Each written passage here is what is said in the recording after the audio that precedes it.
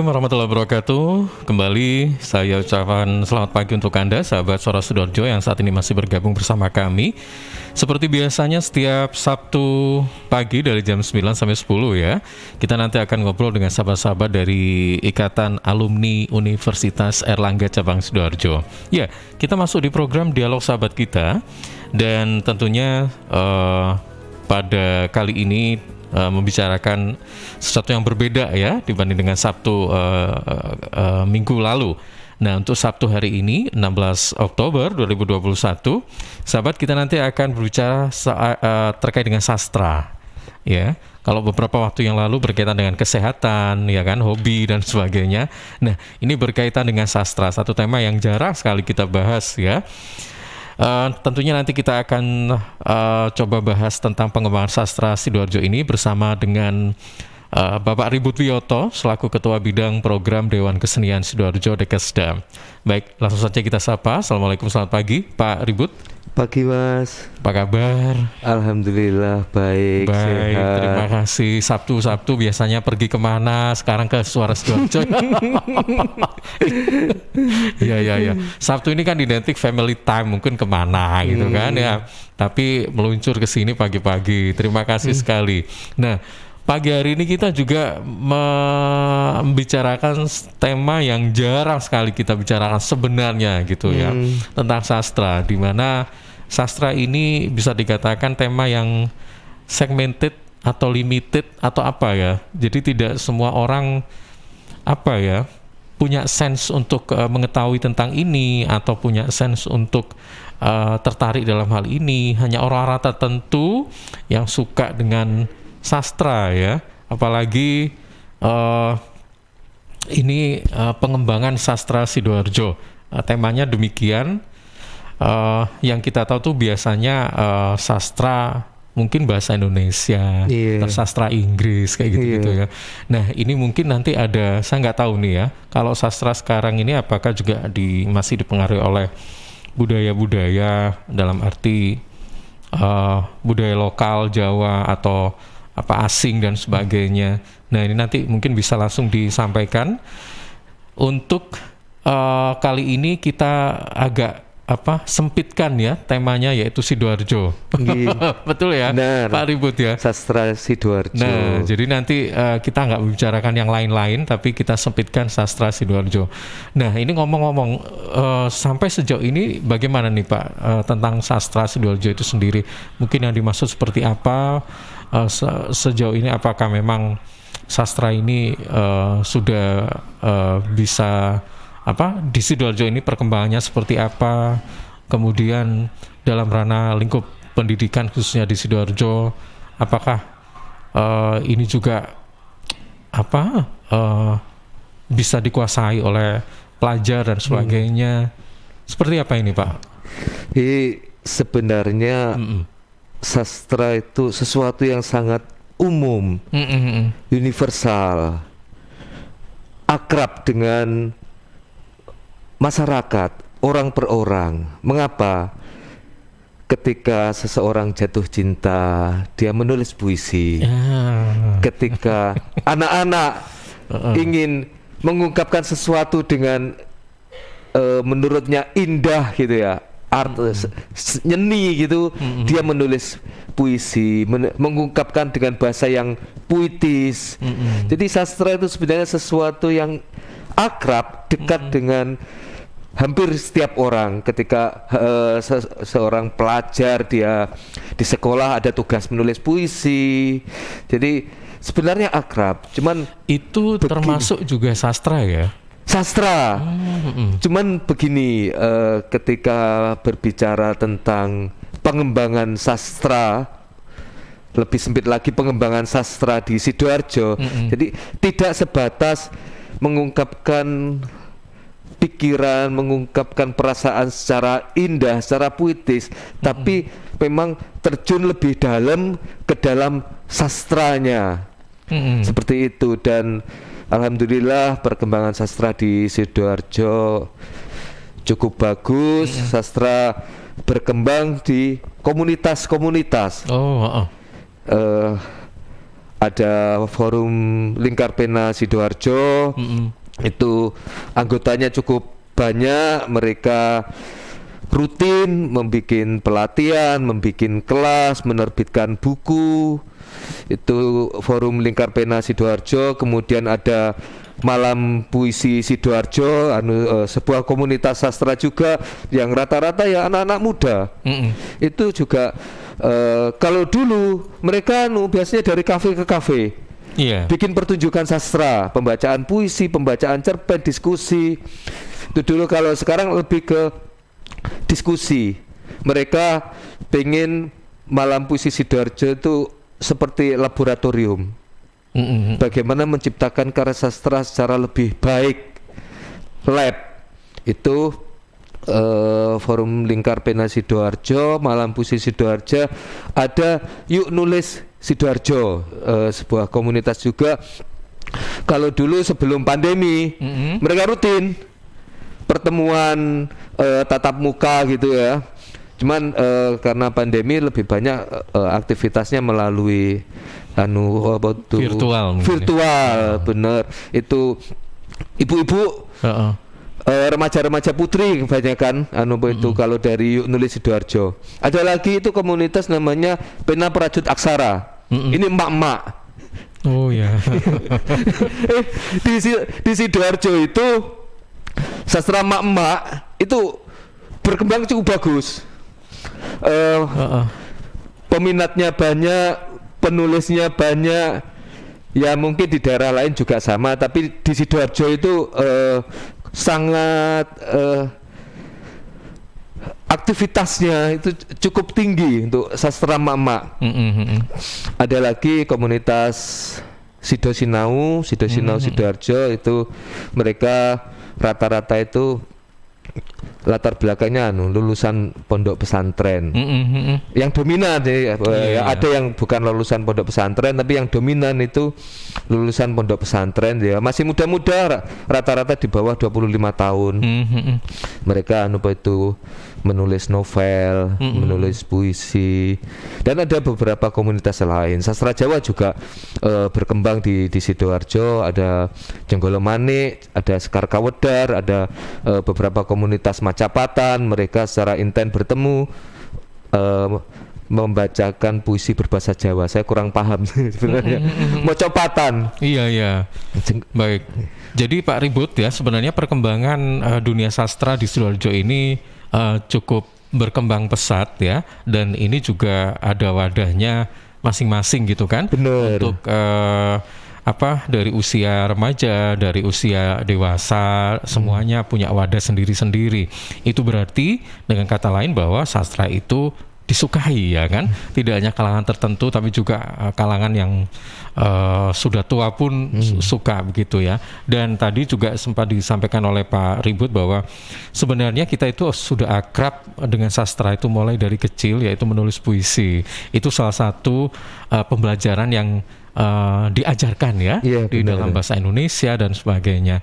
Tapi saya ingin tahu nih, sebelum kita membreakdown lebih detail lagi, saya ingin tahu dari sudut pandang histori, sejarahnya. Sebenarnya jika dibanding sastra dulu dengan sekarang, menurut Pak Ribut itu ada perkembangan seperti apa? Jika memang ada perbedaan, mungkin perbedaannya apa? Kalau misalnya dilihat dari kualitas misalnya ya, kalau misalnya kualitas itu bisa diukur, apakah sekarang itu ada kemunduran misalnya dibanding dulu? Soalnya begini, kalau saya melihat ya, dari karya-karya dulu, mohon maaf ini saya akhirnya membandingkan, dulu itu ada banyak sastrawan yang tulisannya gila ya, puisi itu saja seperti puisi aku itu sampai sekarang kan begitu ya Pak Ribut ya, kemudian Pramudia Anantatur dan sebagainya. Nah, sekarang itu saya nggak tahu apa memang saya tidak terlalu perhatian untuk sastrawan sekarang ini, kenapa tidak semelegenda seperti sastrawan dulu atau bagaimana, atau karyanya yang tidak terlalu banyak atau bagaimana? Mungkin Pak Ribut bisa menjelaskan ini, silakan. Kalau bilang sastra yang sekarang ada kemunduran, saya pikir tidak juga lah. memang setiap zaman memiliki anggaplah pendekarnya sendiri. Iya, iya. Itu tahun 20-an kita mengenal 20-an 30-an ya Sultan Takdir Ali Sabana, Amir Hamzah. Tahun 40-an kita mengenal Khairil Anwar dengan puisinya Aku ini binatang jalang. Tahun 60-an, tahun 70-an, 80-an sama, ada pendekar-pendekarnya sendiri. Itu sampai dilombakan loh. Iya kan? Sampai dilombakan. Iya kan, puisi-puisi itu. Kalau bicara kualitas kemudian bilang ada kemunduran, tidak juga Mas. Begini, ada namanya teknologi sastra, teknik perkembangan teknik dalam menulis karya sastra. Tahun 40-an ketika masanya Khairil Anwar, itu beberapa orang dari generasi tahun 20-an 30-an itu juga tidak suka dengan puisinya Khairil Anwar. Karena apa? Dianggap ini puisi yang mirip-mirip puisi jelek atau hampir-hampir kurang berkualitas, mungkin bahasanya dibilang mungkin sampah. Mengapa seperti itu? Karena pada tahun 20-an 30-an bahasa karya sastra itu bahasanya Melayu tinggi. Kalau kita mengenal Amir Hamzah itu kan puisinya Habis Kikis Cintaku Hilang Terbang, bahasa Melayu tinggi. Sementara Khairil Anwar itu menurunkan bahasa Melayu tinggi ini, bahasa yang tinggi ini diturunkan ke bahasa masyarakat. Aku ini binatang jalang, ayo Bung Karno, kasih tangan, itu bahasa-bahasa keseharian, bahasa Melayu rendah, bahasa Melayu pasar yang seperti yang kita kenal sekarang ini, bahasa Indonesia. Kalau kita baca puisinya Khairil Anwar kan seperti kita itu ngobrol biasa gini, bukan bahasa tinggi. Nah, beberapa orang dari generasi sebelum Khairil Anwar itu ya tidak suka. Karena apa? Ini bukan puitis, karena bahasanya bahasa seperti bahasa masyarakat. Iya. Itu ketika tahun 40-an. Khairil Anwar membuat sebuah puisi yang kontemporer, kekinian tahun saat itu.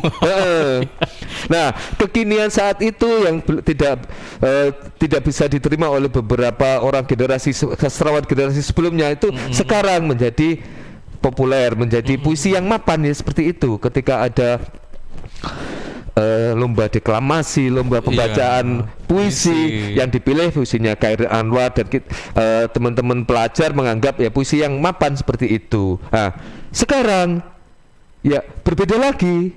Karena apa? Khairil Anwar kontemporer, kekinian tahun 40-an, 50-an. Nah, sekarang ya kontemporer di tahun-tahun 2021, tahun-tahun milenial. Jadi setiap zaman memiliki bahasanya sendiri, pendekar-pendekarnya juga ada sendiri. Problemnya adalah sastra itu sesuatu yang sangat akrab di masyarakat, tapi kesadaran untuk belajar teknik sastra itu tidak dimiliki oleh banyak orang yang memiliki kesadaran belajar tentang sastra. Apa itu sastra, mendalami sastra ya, kantong-kantong komunitas-komunitas sastra ini. Kalau komunitas-komunitas sastra ini mereka memiliki kesadaran itu, bagaimana menulis puisi yang lebih baik, bagaimana menulis cerpen, menuliskan novel yang lebih baik. Mereka belajar pada tradisi sastra sebelumnya. Nah, kalau di tataran masyarakat ya memang cukup mereka suka sastra, mereka menulis karya sastra sesuai dengan yang ada di perasaannya, seperti itu. Baik, Pak Ribut, sebenarnya dikatakan bahasa yang mengandung sastra itu yang seperti apa sih? Saya pernah dengar itu atau pernah baca bahwa, waduh, ini gaya bahasa sastranya tinggi. Nah, berarti kalau tinggi kan ada yang tengah, ada yang rendah. Nah, ini saya ingin tahu nih ya, menurut Pak Ribut sendiri, yang dikatakan sastra tinggi itu seperti apa? Apakah memang gaya bahasanya itu yang sulit dimengerti, ya kan? Atau yang pakai perumpamaan yang waduh seperti apa begitu?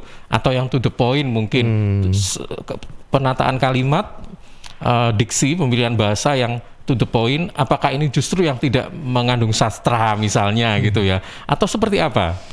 Ya, itu teknik sastra, beberapa perangkat puitik ya, perangkat agar sebuah tulisan itu seperti puisi, itu ada semacam perumpamaan, metafora, asonansi, aliterasi, perulangan-perulangan yang seperti rima itu, kemudian personifikasi hewan atau tumbuhan diibaratkan seperti manusia, angin yang duduk-duduk di halaman merenungi bunga-bunga.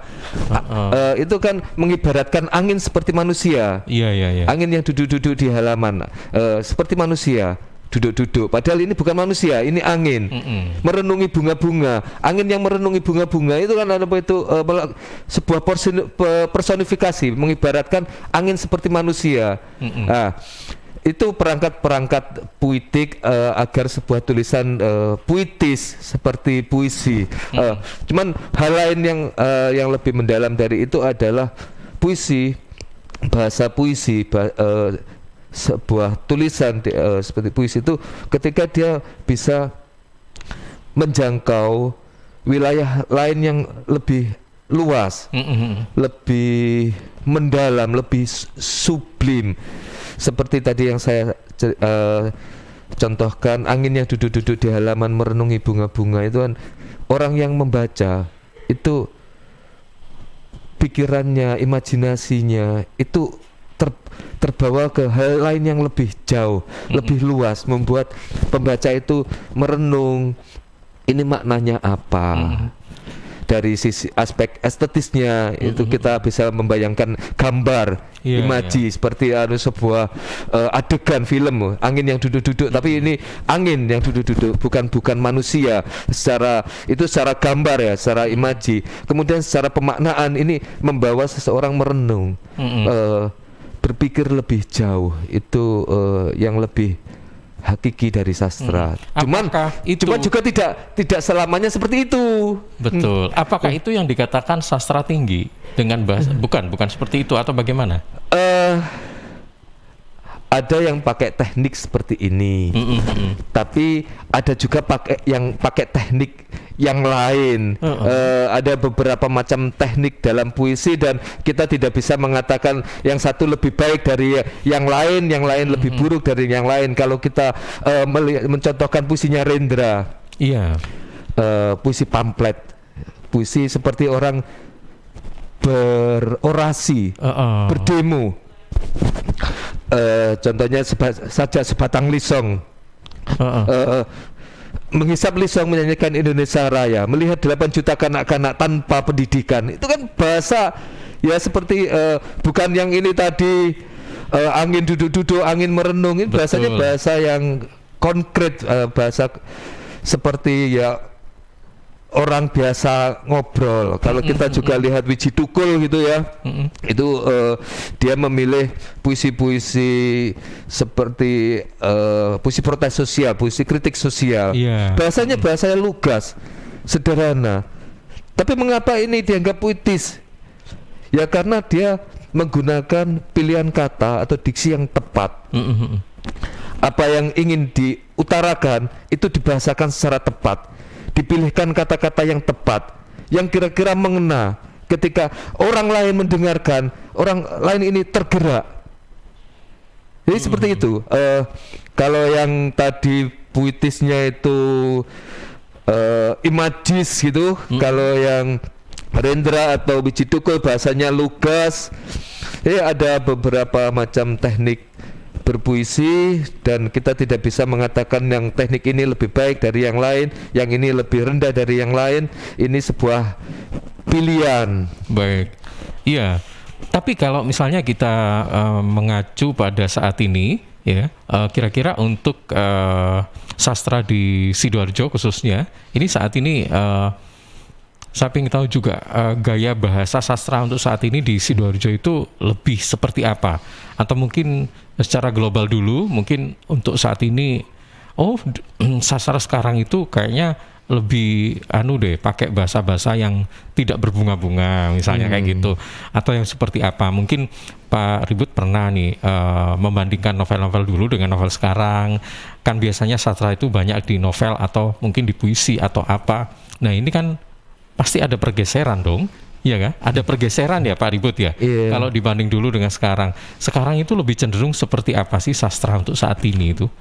Untuk di Sidoarjo sendiri memang belum ada arus atau penciptaan teknik puisi iya, yang betul. sangat khusus itu ke arah situ belum ada. Jadi masih general umum gitu ya. General tahun sekarang sih awal tahun bulan Februari itu Dewan Kesenian Sidoarjo mengadakan lomba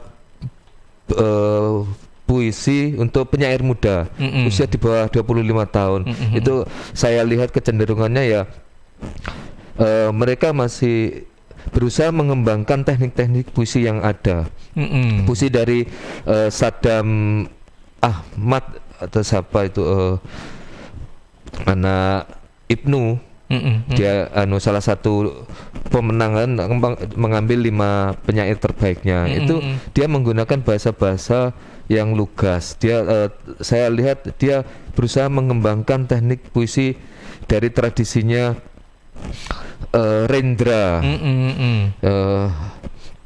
Kemudian kalau yang lain itu ya masih berusaha mengembangkan teknik-teknik puisi yang ada. Ya mungkin nanti ke depan mereka akan menemukan bahasanya sendiri. Itu harapannya seperti itu. Hal lain lagi masih adalah ada pengaruh-pengaruh sastrawan dulu gitu ke karya mereka gitu ya. Satu keharusan Mas. Masih ada pengaruh dari sastrawan sebelumnya, sastrawan dulu itu memang satu keharusan Mas. Iya. Kalau kita ingin menemukan satu bahasa sendiri, kita memang harus belajar, harus mencoba mengeksplorasi ulang dari tradisi puisi yang sebelumnya. Itu satu langkah yang saya pikir harus dilakukan. Kita tidak bisa serta-merta menciptakan satu bahasa puisi sendiri kalau kita tidak membaca puisi-puisi sebelumnya. Bahwa sebuah penciptaan tradisi puisi baru adalah inovasi dan tradisi. Dari tradisi kemudian ada inovasi, itu dipadukan. Jadi kalau di sastra Sidoarjo secara khusus muncul satu bahasa sendiri, ciri khas sendiri itu belum. Cuman akhir-akhir ini saya lihat itu beberapa sastrawan Sidoarjo itu ada kesadaran untuk mengeksplorasi kesidoarjoan lokal gitu lokal, ya. Lokal Sidoarjo. Penyair Kyota Hamzah, dia anggota dari forum Lingkar Pena Sidoarjo. Itu puisi-puisinya itu banyak berbicara tentang masa silam Sidoarjo, masa kolonial, pabrik gula, kemudian sastra Sidoarjo yang masa-masa kolonial itu dijadikan tema. Dia menulis puluhan puisi. Kira-kira menyertakan bahasa Belandanya nggak kira waktu mungkin dalam karya-karyanya kalau yang berkaitan dengan kolonial? Siapa tahu Pak ya, mungkin loh ya. Kan kalau untuk pilihan kata saya lihat kayaknya tidak. Enggak ya. Tapi lebih pada bagaimana sastra di masa kolonial ini dijadikan tema sentral. Dan tentu saja karena ini sebuah puisi, puisi itu bahasa yang cukup personal. Penyair Kyota Hamzah memiliki perspektif atas sejarah. Bagaimana pandangan dia tentang sejarah Sidoarjo itu yang berusaha dia ungkapkan melalui puisi. Beberapa penyair yang lain, ada penyair Fahrudin, itu dia melihat dari yang lebih ke belakang lagi, itu Kahuripan, Jenggolo itu dijadikan tema di beberapa puisinya. Mas Heru Sang Awura Bumi itu juga melakukan eksplorasi yang sama. Jadi ada kesadaran menjadikan Sidoarjo, lingkungan Sidoarjo, sejarah Sidoarjo, masyarakat Sidoarjo itu sebagai tema untuk dieksplorasi di dalam melalui karya sastra. Karya sastra. Bener. Baik. Jadi kita sentuh yang local wisdom dulu deh daripada yang lain-lain dulu ya kan. Baik. Pak Ribut, saya pengen tanya juga nih tentang gini. Bagaimana kita memperkaya khasanah tentang sastra? Apakah cukup dengan belajar saja atau mungkin kita sering baca-baca karya sastra orang lain, atau mungkin dengan bagaimana? Kita kan juga pengen meningkat dong, ya kan? Dalam arti begini, kita nggak mungkin jadi orang itu yang pasti harus ada inovasi, ada peningkatan-peningkatan atau apa. Nah, cara yang paling efektif itu menurut Pak Ribut seperti apa? Dan kemudian, apakah sastra ini kalau bertabrakan dengan ejaan bahasa Indonesia yang ada, apakah itu memang sah-sah saja sih sebenarnya? Karena kan orang itu bisa menciptakan imajinasi itu mau liar lah, mau apalah. Itu kadang-kadang kan bertabrakan. Kata-kata yang dipilih itu mungkin sesuatu yang tidak ada di kamus, tapi apakah itu nanti akan dalam arti begini, kita harus dibiasakan menggunakan kata itu sesuai ejaan yang disempurnakan ya. Tetapi apakah itu justru membatasi khasanah kita untuk menulis dan sebagainya, atau memang justru pada aturan-aturan kita bersastra, menulis, berkarya itu enggak begitu, lepaskan saja. Iya deh, enggak perlu, pokoknya kita nulis saja, harus begini, atau seperti apa gitu Pak? Seorang sastrawan itu memiliki hak istimewa, yaitu menggunakan bahasa secara personal, bahasa yang khas dia sendiri. Itu memang seperti itu. Tapi sebenarnya seorang sastrawan itu seorang yang sangat menghargai bahasa, yang sangat menghormati bahasa. Ketika dia menawarkan satu kata yang tidak umum gitu, dia memiliki pertimbangan-pertimbangan. Tentu saja pertimbangan-pertimbangan yang ini untuk menciptakan efek estetik atau menciptakan satu gambar imaji yang luas. Tapi dia sendiri sebenarnya adalah seorang yang sangat menghormati bahasa, menghargai bahasa. Kalau kita lihat KBBI ya, Kamus Besar Bahasa Indonesia itu, di situ ada banyak sekali kata-kata itu yang sudah tidak populer di masyarakat, sudah tidak dipergunakan di masyarakat. Nah, itu kadang penyair, sastrawan mengambilnya. Oh ya. Dipakai kembali. Sehingga tujuannya biar semua orang tahu gitu ya. Iya, gitu ya Pak ya. Iya, tujuan biar semua orang tahu, untuk membahasakan dengan cara yang tepat. Kalau pakai kata yang lain, itu efeknya berbeda. Kalau pakai ini, itu efeknya itu lebih tepat. Mungkin dia seperti itu. Tapi pembaca secara umum, ini kata apa? Saya tidak pernah lihat di koran, tidak pernah lihat di orang berbicara. Padahal itu baku. Seperti itu, bahasa-bahasa arkaik, itu dibangkitkan kembali. Kata-kata yang bahasa Indonesia itu utamanya berasal dari bahasa-bahasa daerah yang dibakukan dan disebut bahasa daerah itu berarti kan bahasa ibu, bahasa yang menggambarkan keintiman. Bahasa ibu itu intim. Nah, hal-hal keintiman itu yang mencoba dibangkitkan kembali. Nah, kadang untuk media massa ya, redaktur puisi, ketika ada penyair mengirim karya dan kata yang dipilih itu tidak ada di KBBI, kadang itu dihubungi ulang. Oh iya. Ini salah ketik ataukah ini sebuah kesengajaan? Kadang ya mungkin memang salah ketik, kadang memang sengaja. Dengan kata lain berarti seorang sastrawan itu memang harus memperhatikan kata-kata yang ada di KBBI ya Pak ya. Iya kan? Idealnya Idealnya seperti itu. Kalau almarhum aku diat itu yang almarhum aku diat itu bilang untuk membaca, kalau ada kata-kata yang di puisi itu tidak dipahami, anggap aja itu mantra. Mantra ya. Kalau anggap saja itu mantra, hanya penulisnya dan Tuhan yang tahu. Yang tahu betul. Jadi itu hak istimewa dari sastrawan. Kalau mantra ini soro. Iya. Baik, Pak Ribut, nanti kita akan lanjutkan obrolan kita ya. Pagi hari ini menarik sekali tentang sastra, karena ini ada beberapa pertanyaan sudah masuk ya. Dan nanti kita akan coba gali lagi bagaimana perkembangan sastra yang ada di Sidoarjo, karena tadi memang sudah dikatakan bahwa untuk saat ini sastra di Sidoarjo cukup banyak peminatnya, yaitu dengan adanya banyak komunitas begitu kan. Dan saya ingin tahu juga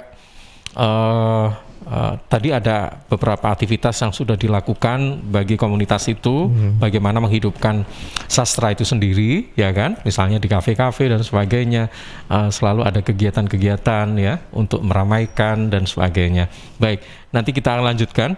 Sahabat, untuk Anda yang mungkin ada beberapa hal yang ingin Anda tanyakan, silakan ya, 031-896-1514 atau melalui 0811-309-1009. Tidak hanya bertanya, kalau mungkin Anda ingin berdiskusi, menanggapi terkait dengan tema kita pagi hari ini juga saya tunggu. Tetap bersama kami. Rokok opo iki kok putihan? Ya rokok kok, ya murah, ya akeh. Rokok ilegal ki. Masa rokok ilegal iki? Yo ki. Lah awakmu kok roh nek iki rokok ilegal? Rokok ilegal iki gak nek pita cukene. Samen paling roe bandrol kuwi lho. Rokoke kudu enek merek karo nama perusahaane sing terdaftar ndek bea cukai. Lokasi pembuatane ndek kene ya gak enek. Terus ndek kene rokok ilegal iki gak enek gambar karo peringatane teko pemerintah. Berarti rokok ilegal gak resmi no? Aduh ya mesti to Lemul. Rokok ilegal merugikan negara. Mergo ora mbayar cukai sing digembangun negara. Walah tutu, sepenting wong-wong gak roh. Loh, gak iso lagi.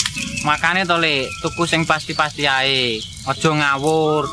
Laporkan peredaran rokok ilegal ke kantor Bea Cukai terdekat atau hubungi nomor 1.500-225 1.500-225. Iklan layanan masyarakat ini dipersembahkan Bea Cukai Sidoarjo. Ayo, ngewangi Bea Cukai, berantas rokok ilegal. Bea Cukai Sidoarjo, fokus mengawasi, tulus melayani. CHEERS, cheers. CHEERS, cheers. CHEERS, cheers. Air minum yang terbaik, hey. Cheers in the house. Cheers, air ber-pH tinggi. Cheers dapat membantu netralkan pH tubuh. Cheers mengandung antioksidan alami. Cheers, air minum terbaik untuk keluarga. Air minum sehat keluarga. Air minum dengan pH tinggi. Cara pesannya mudah, petugasnya ramah. Gratis ongkos kirim, hey. Cheers in the house. Untuk pemesanan via WhatsApp di nomor 087777243377. Gratis ongkos kirim. Cheers in the house. Untuk wilayah Sidoarjo dan sekitarnya bisa menghubungi Depo Candi di 0821 4225 6646 0821 4225 6646.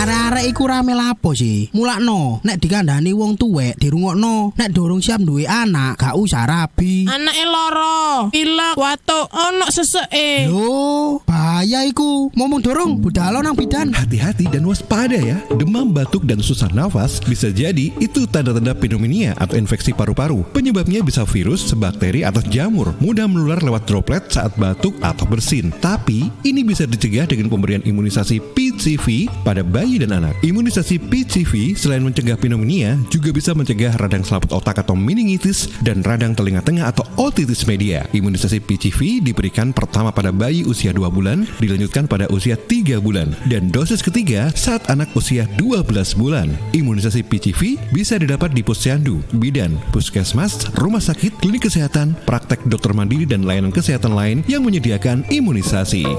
Lapo guyu-guyu dhewe? Putune wis sehat, Cak. Wis diimunisasi PCV pisan. Seneng aku. Gak pengen ngeramut bayi maneh ta? Ayo tak gaweno. Iklan layanan masyarakat ini persembahan Dinas Kesehatan Kabupaten Sidoarjo.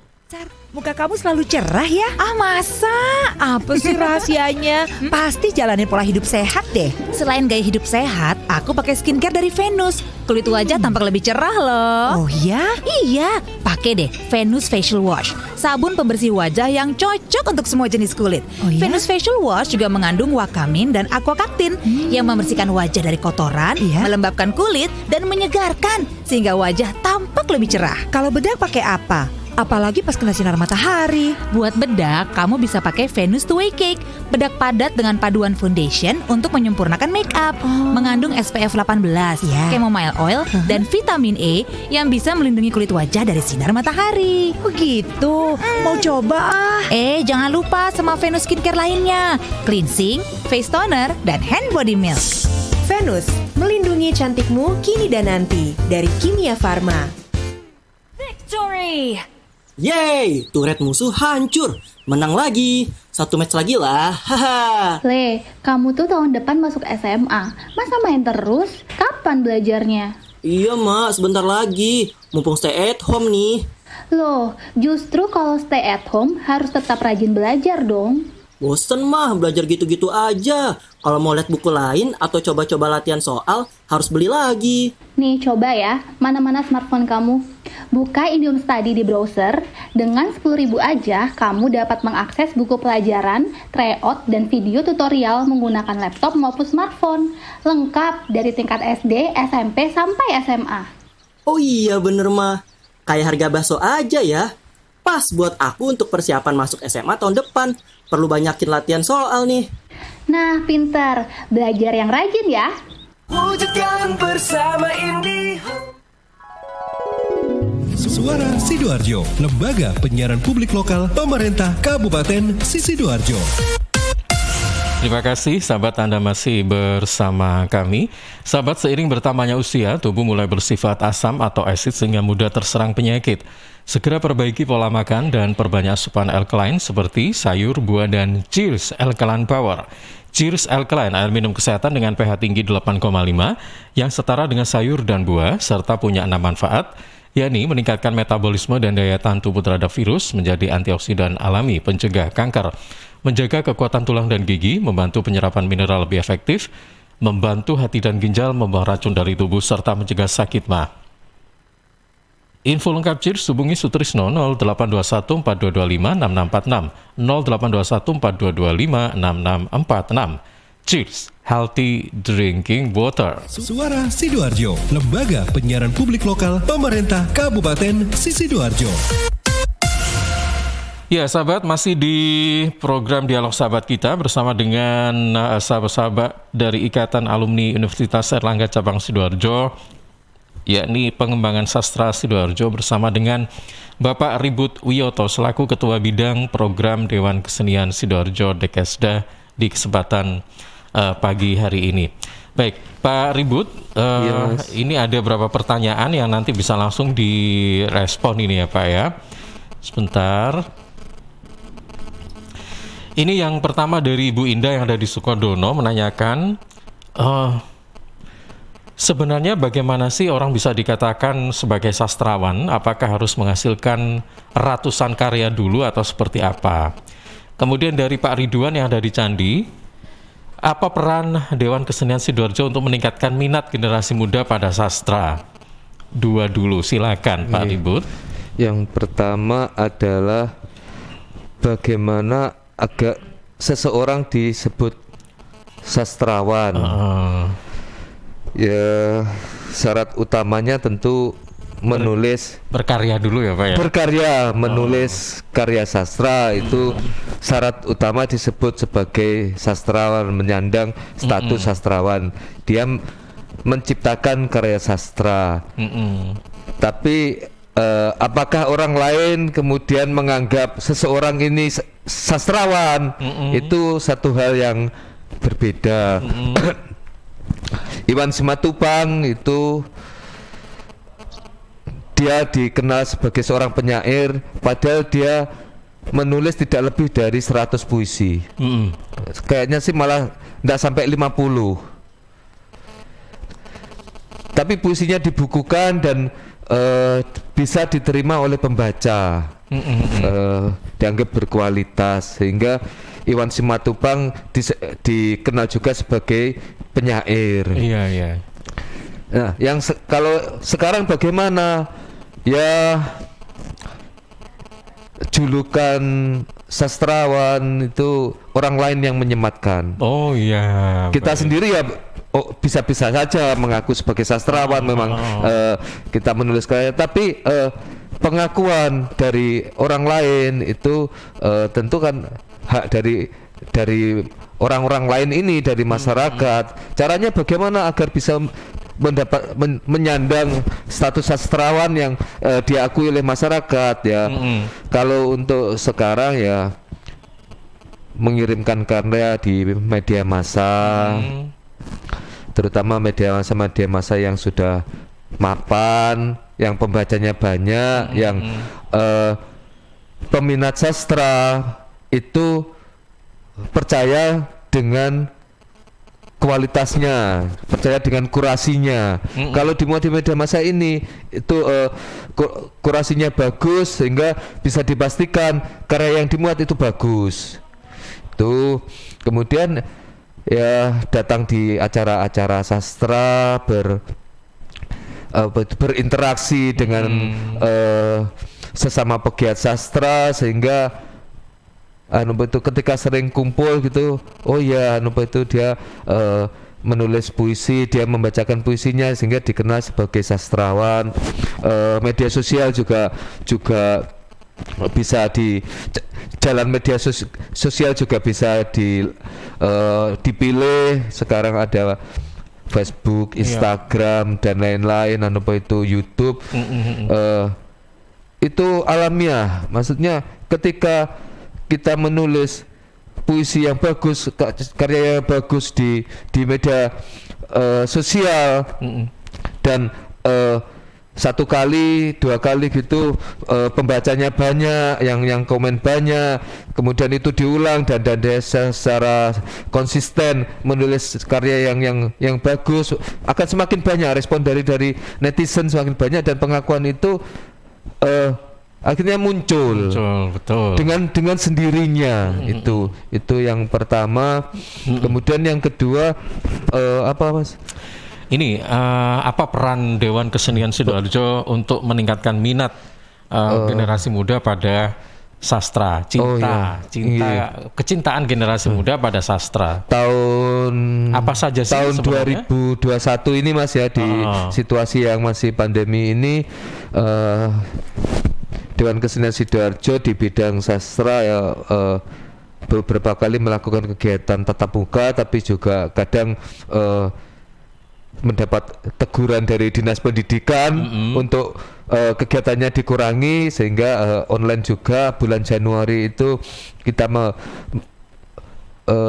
mengundang sastrawan, komunitas sastra, perwakilan komunitas sastra di Sidoarjo.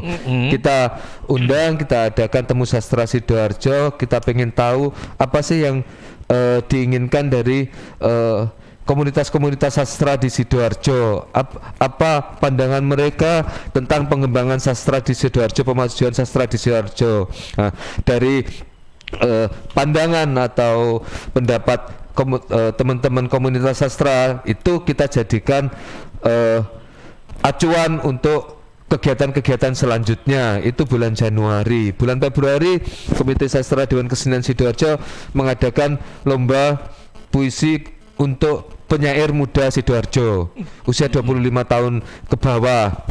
Itu kami pilih 5 penyair terbaik. Waktu itu kalau tidak salah 63 peserta. 63 peserta, kita kaget juga, banyak ternyata ya penyair muda Sidoarjo. Itu dari apa? SMA atau? Kita batasi usia 25 tahun ke bawah. Dan ada syarat yang cukup berat, yaitu menulis 10 judul. Kalau mungkin waktu itu kalau cuman satu peserta satu judul gitu akan lebih banyak lagi. Tapi kita pengen menjaring yang penyair muda yang memang benar-benar berminat dalam mendalami mengembangkan puisi.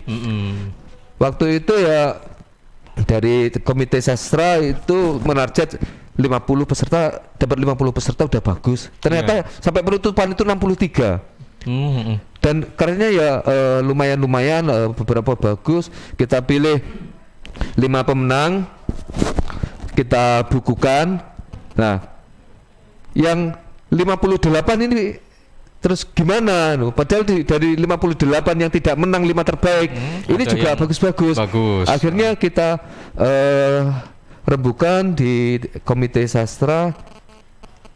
Terus eman kalau tidak dibukukan. Akhirnya dibukukan juga. Sehingga dari Tapi tidak dipilih satu-satu atau semua Pak dibukukan? Oh, dikurasi ulang. Oke.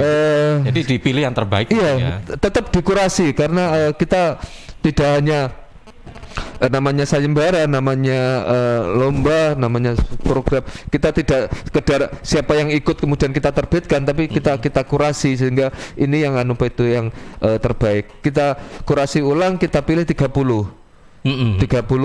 penyair. Jadi dari sayembara itu diterbitkan 2 buku. Yang pertama adalah buku 5 penyair terbaik Sidoarjo, 5 penyair muda terbaik Sidoarjo. Yang kedua ada 30 penyair favorit Sidoarjo, penyair muda favorit Sidoarjo. Itu bulan Februari. Dan saya cukup sedih ketika itu. Mengapa waktu itu Dewan Kesenian Sidoarjo mendapat teguran dari Dinas Pendidikan agar tidak melakukan kegiatan dulu karena masih situasi pandemi. Ya kita menghormati imbauan tersebut. Sebenarnya bukan teguran tapi imbauan. Dewan Kesenian Sidoarjo menghormati tersebut. Saya sedihnya adalah komite sastra sudah menyelenggarakan sayembara dan sastrawan muda antusias mengirim, kita sudah membukukan, kita tidak bisa mengadakan kegiatan. Sehingga waktu itu tidak ada launching, tidak ada diskusi. Dewan Kesenian Sidoarjo cuma mengundang para pemenang untuk mengambil hadiah dan mengambil buku. Kita mengundang pegiat-pegiat sastra Sidoarjo yang mau ambil buku silahkan datang ke sekretariat Dewan Kesenian Sidoarjo, Jalan Erlangga nomor 67, Celep itu. Jadi tidak ada seremoninya tidak ada. Nah, karena situasinya seperti itu, akhirnya pada bulan Maret kita mengadakan Festival Sastra Sidoarjo itu pure online. Kita minta teman-teman sastrawan yang suka karya sastra membacakan, kemudian direkam, kan sangat mudah Mas. Familiar sekali kan sekarang itu merekam bikin video dari HP. Nah, itu kiriman dari sastrawan itu kita kasih branding gitu ya, Festival Sastra Sidoarjo, Dewan Kesenian Sidoarjo. Kita tayangkan di akun YouTube-nya Dekesda. Itu berlangsung selama 1 bulan penuh, tanggal 1 Maret sampai 31 Maret, dan antusias dari sastrawan juga bagus, ada 150 lebih peserta. Jadi itu Maret, hampir tiap bulan itu Dewan Kesenian Sidoarjo itu mengadakan kegiatan sastra yang cukup Maret ini diketahui sebagai bulan bahasa ya, Pak? Oh, kalau bulan bahasa itu Oktober. Oh, bulan ini dong. Iya. Bulan Maret itu Festival Sastra Sidoarjo, bulan April itu kita mengadakan kontes quote Sastra Sidoarjo. Kemudian bulan Mei itu tidak ada kegiatan, waktu itu cuman saya lupa. bulan Juni kita mengadakan pameran buku Liter Art Fest itu 3 hari, tanggal 18 Juni 19-20.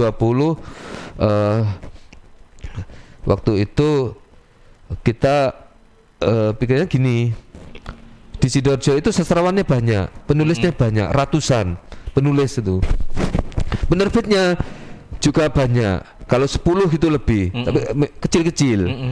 Problemnya adalah banyak penulis di Sidoarjo itu menerbitkan bukunya keluar, nyetak bukunya keluar ke Surabaya, ke Lamongan, ke Solo, Malang, Jogja, Jakarta. Mengapa tidak menerbitkan, mencetak bukunya di penerbit Sidoarjo sendiri? Harusnya misalkan bersinergi antara penulis kemudian penerbit ini saling menguatkan. Ekosistem sastra di Sidoarjo akan jauh lebih kondusif, akan lebih berkembang. Maka kemudian kita adakan pameran buku selama 3 hari. Kita pertemukan antara penulis dengan penerbit. Kita undang juga beberapa komunitas sastra, kampus juga kita undang, dan kita fasilitasi. Baik Pak. Oke. Tapi dalam waktu dekat ini kira-kira Dewan Kesenian Sidoarjo ada kegiatan apa lagi? Proyek apa? Bulan Oktober ini, kalau Februari kan kita mengadakan sayembara penulisan puisi. Nah, sekarang sayembara penulisan cerpen. Bulan Oktober ini. Bulan Oktober ini. Sama masih ke sastrawan muda 25 tahun ke bawah. Kita bekerja sama dengan komunitas Sido-Sinau Sidoarjo. Jadi ini kepanitiaan bersama, program ini kita konsep bersama, kita kerjakan bersama. Memang Dewan Kesenian Sidoarjo, Komite Sastra ya, ini kan pengembangan sastra di Sidoarjo itu berusaha menggandeng, kerja bareng dengan komunitas-komunitas ini. Bulan Agustus itu kita mengadakan rujaan dan tausiah sastra. Panitia iya. Sastra di sastra emak-emak di Sidoarjo kan berkembang, pelakunya banyak. Nah, kita akomodasi, kita ajak mereka kerja bareng, kita ajak mereka mikir bareng tentang sastra di Sidoarjo, pemajuan sastra di Sidoarjo. Rujaan sastra. Itu sepele, Mas. Rujak apa itu? Ini emak-emak ini, ketua FLP itu cewek. Bukan cewek sih, ibu-ibu, Bu Novi. Dosa kualat nanti kalau saya bilang cewek itu. Ibu Novi. Kemudian ketua Yuk Nulis Sidoarjo itu juga Mbak Winda Yulis. Kemudian Pena Perajut Aksara itu juga Mbak Yekti Pitoyo. Nah, ini emak-emak ini kita kasih uang 500.000, udah ini dipakai belanja bahan rujak. Nah, acaranya ya di halaman, kita gelar tikar. Ini emak-emak ini yang ngeracik rujaknya, sementara mereka meracik rujak, kita ada panggung sederhana, baca puisi, dan tentu saja tidak sekedar kegiatan. Kalau cuma rujaan kan sastranya di mana, aspek edukasi dan lain-lainnya di mana. Bahkan digandeng dengan tausiah sastra. Kita mengundang Dr. Sudi. Dr. Sudi adalah seorang pegiat sejarah di Sidoarjo. Dia memiliki intensitas yang sangat tinggi dalam menelusuri sejarah Sidoarjo. Kita minta dia untuk tausiah tentang sastra Sidoarjo masa silam, abad 8, abad 10. Dasarnya adalah prasasti.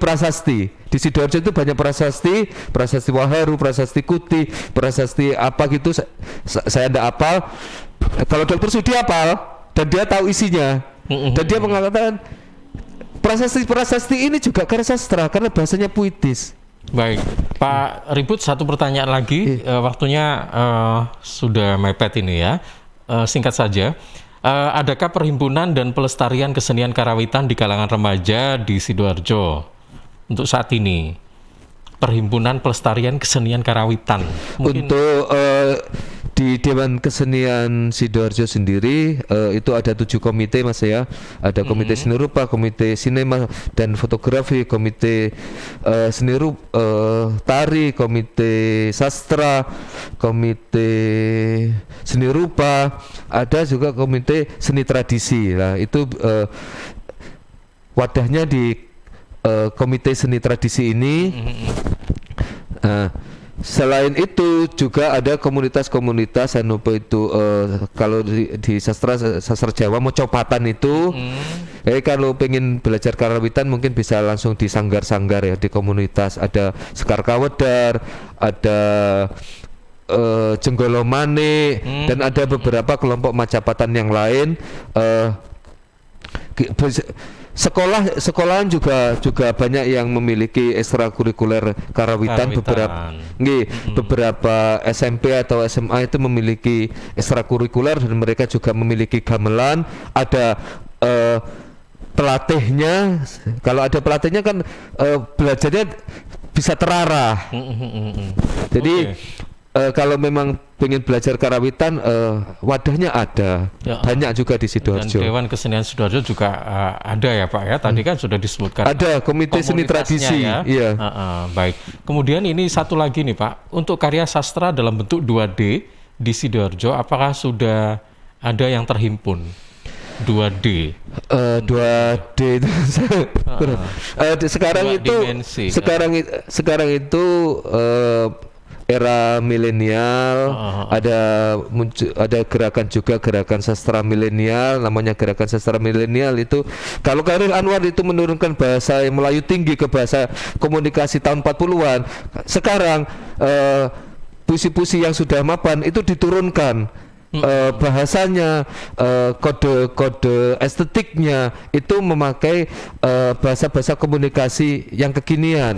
Ada namanya sastra milenial itu ya, bahasa yang mengadopsi bahasa-bahasa media sosial, puisi yang seperti status di Facebook, puisi yang memadukan antara tulisan dengan gambar, seperti di Instagram. Bahasa-bahasa anak muda, bahasa-bahasa kekinian itu diadopsi, dimasukkan ke dalam puisi sehingga menjadi kode estetik dari puisi. Oke, baik itu ya. Ini sudah kita jawab bersama. Ada beberapa pertanyaan yang belum kami sebutkan karena waktunya memang sudah melebihi Pak 4 menit. Nggak terasa ini ya. Baik, terima kasih Pak Ribut. Yang terakhir Pak, mungkin sebagai closing statementnya apa ini terkait dengan tema kita pagi hari ini tentang pengembangan sastra Sidoarjo, monggo. Kami dari Dewan Kesenian Sidoarjo mengapresiasi cukup tinggi kepada sastrawan-sastrawan Sidoarjo yang mengembangkan tema kelokalan, lokal konten Sidoarjo. Harapannya melalui karya sastra ini budaya, kehidupan, riwayat, apa-apa tentang Sidoarjo itu bisa tersampaikan kepada masyarakat yang lebih luas. Betul. Kita juga berharap dari eksplorasi itu muncul satu karya sastra yang berkarakter Sidoarjo. Karena lahir dari sastrawan Sidoarjo dan dia mengambil tema dari kehidupan di warga Sidoarjo, histori Sidoarjo, geografis, letak geografis Sidoarjo yang khas ini, maka nanti kita berharap muncul karya sastra yang khas Sidoarjo juga. Baik, itu yang kita tunggu ya Pak Ribut ya. Baik, terima kasih Pak Ribut sudah meluangkan waktunya untuk datang di sini dan sudah memaparkan apa yang menjadi tema kita pagi hari ini, dan kita harapkan mudah-mudahan bermanfaat. Dewan Kesenian Sidoarjo tetap ini ya. Tagline-nya gini Mas. Gimana? Dekesda dulure seniman Dorjo. Gitu. Dekesda dulure seniman Dorjo gitu ya. Baik, sukses selalu untuk Dekesda dan juga untuk Pak Ribut ya. Selamat pagi dan assalamualaikum warahmatullahi wabarakatuh. Waalaikumsalam warahmatullahi wabarakatuh.